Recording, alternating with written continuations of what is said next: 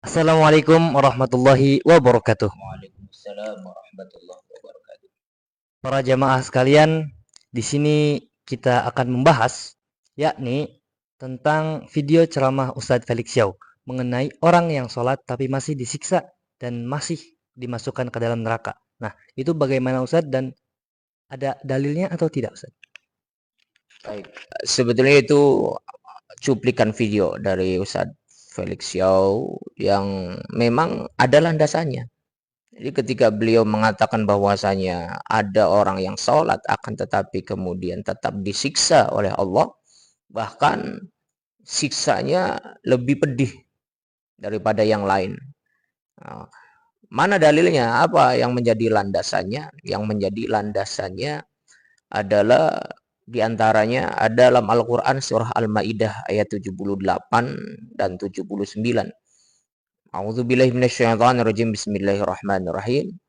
Lu'inal ladzina kafaru min bani Israila ala lisani Dawud wa Isa bin Maryam. Dzalika bima asaw wa kanu ya'tadun.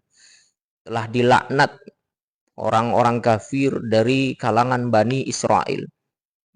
Dilaknat oleh Allah melalui siapa? Melalui lisan Nabiullah Daud wa Isa bin Maryam dan lisan Nabiullah Isa putra Maryam.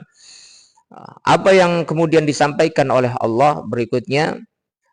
Yang disampaikan oleh Allah berikutnya di ayat ke-79-nya, kanu la yatanahawna an munkarin ma fa'alu, kanu la yatanahawna an munkarin. Mereka disebabkan tidak saling mencegah dalam perbuatan mungkar. Ketika ada orang lain melakukan kemungkaran, didiamkan baik, tidak dicegah oleh mereka.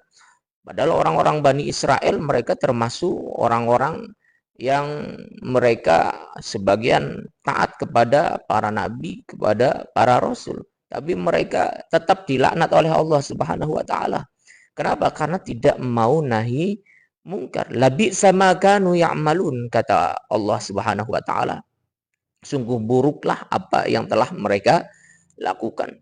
Jadi yang menyebabkan ulama-ulama Bani Israel mereka pada akhirnya dilaknat oleh Allah bukan karena mereka tidak mau menyembah Allah, tapi karena mereka tidak mau melakukan nahi mungkar, apalagi kepada para penguasa, apalagi kepada para raja. Mereka tidak berani untuk melakukan nahi mungkar, mencegah kemungkaran yang para raja lakukan, para penguasa lakukan. Bahkan termasuk rakyat melakukan kemungkaran, didiamkan saja sama mereka. Ini dilaknat. Kalau orang sudah dilaknat kan sudah berarti sudah keterlaluan.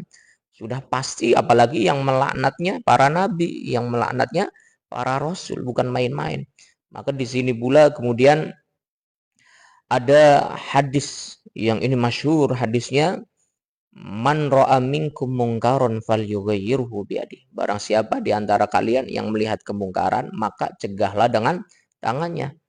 Fa illam yastati, maka apabila kemudian tidak sanggup dengan tangan, fabilisani, dengan lisan, cegah. Jangan maksiat dong. Wahai penguasa, jangan keluarkan kebijakan yang menyengsarakan rakyat dong. Kasihan rakyat.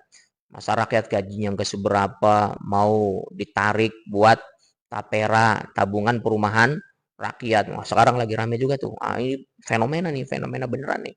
Jangan mengeluarkan kebijakan yang zalim dong. Ini namanya nahi mungkar. Dengan tangan nggak bisa, dengan lisan.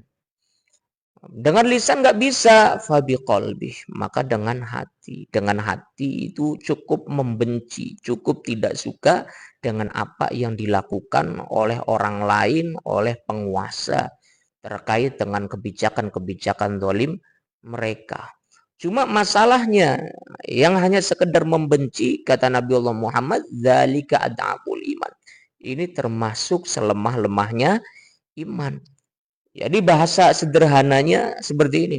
Kalau ada orang sholat, dia rajin bahkan baca Al-Quran, akan tetapi kemudian dia tidak ada semangat untuk nahi mungkar, maka pada hakikatnya dia termasuk orang yang lemah imannya. Kalau orang lemah imannya berarti peluangnya masuk surga apa masuk neraka?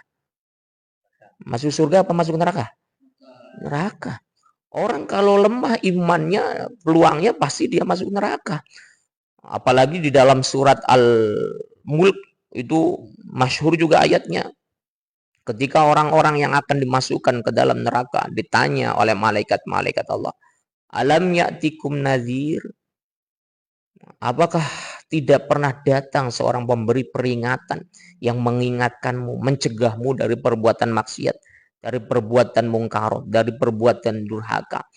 Ah, Mereka menjawab, qalu bala qad ja'ana nadhir. Benar, telah datang kepada aku ini seorang pemberi peringatan, cuma akunya saja, kaminya saja yang tidak mau mengikutinya. Kalau misalnya kita sudah memberikan peringatan, enak tuh. Kita bisa dengan percaya diri mengatakan kepada Allah, ana bari'um minhum, aku berlepas diri dari mereka ya Allah ya Rabb. Aku sudah mengingatkan mereka tapi mereka tetap saja berbuat seperti itu. Yang berbahaya itu manakala mereka ditanya oleh malaikat-malaikat Allah, alam ya'tikum nadhir? Apakah belum pernah datang kepadamu seorang pemberi peringatan? Oh, saya belum pernah ya. Ya Allah ya Rabb. Padahal ada ustadz kamu itu, kamu punya kenalan ustadz, kamu punya tetangga kiai, kamu punya kenalan ulama, tapi kok tidak ada yang mengingatkan kamu? Iya, tidak ada yang mengingatkan. Inilah yang akan dipermasalahkan, bukan hanya orang yang bermaksiatnya, akan tetapi para tokoh, para ulama, orang-orang yang dikatakan sebagai kiainya itu juga akan dimintai pertanggungjawaban di hadapan Allah Subhanahu wa ta'ala. Maka amar ma'ruf nahi mungkar ini menjadi sesuatu yang penting.